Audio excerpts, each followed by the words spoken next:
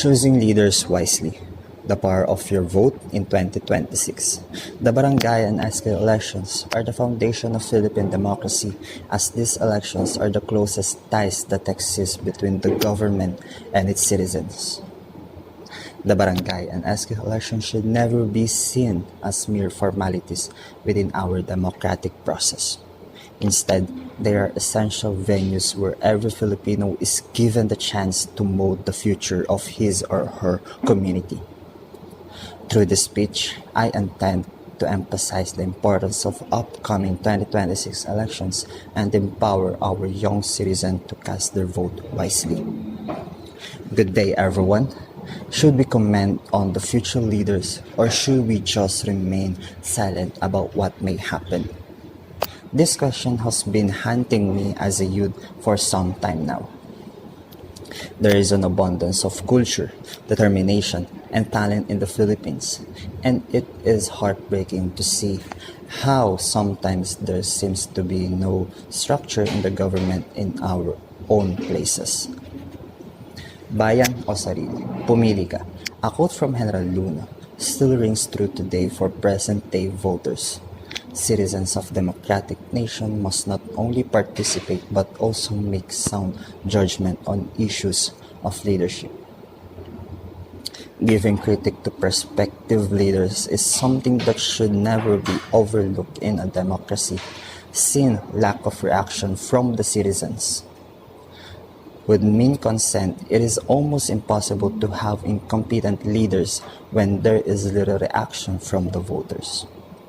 The first place where such a responsibility began in the SK, whose creation was based on the premise of empowering the youth through participation in governance. Reality does take an opposite direction occasionally, regardless of all optimistic system established. Some officials of SK do embody the true spirit of their offices. Through skill training, environmental program, and health campaigns, they show that there are great gains for community when good leadership is in place. These youth show how youth does not become a barrier for excellence. According to the observation from the Partnership from Transparency Fund 2018, there are many problems associated with the utilization of budget and the performance of some projects. Many times, attention is drawn toward short-term and visible activities as opposed to community development that requires a longer time period.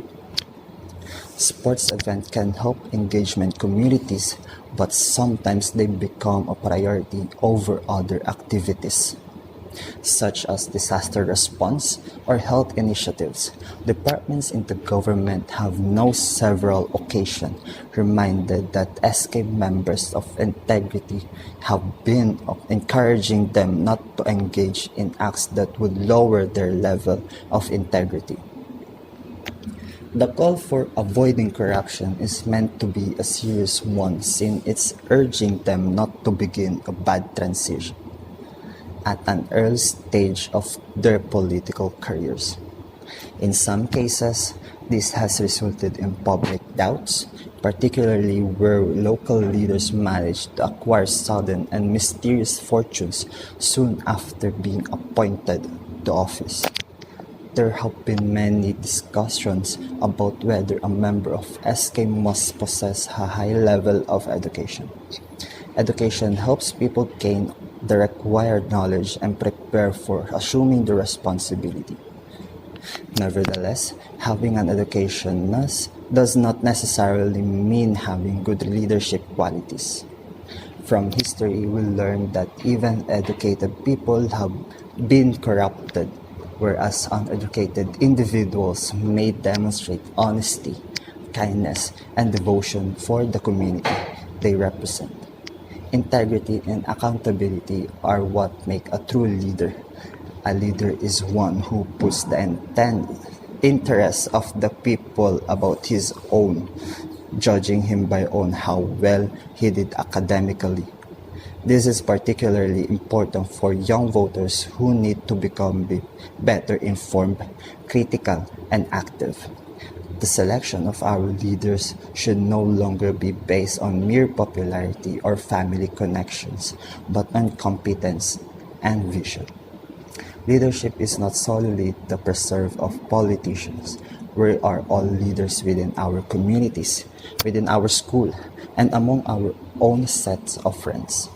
The SK is not simply the youth assembly. It is the representation of the future leaders of the Philippines. Being by apathetic, by being shallow, we shall only perpetuate present shortcomings. On the contrary, by having integrity and participating actively, the future can hold a lot more promise. In conclusion, we should keep in mind that prudent voting is not merely a right, but a necessary due that influences the standard of our daily living. We should decide whether to be concerned with our nation rather than ourselves, watchful and responsive. All decisions made by us as voters or leaders will answer this question. Are we going to stay passive or we will voice our opinions?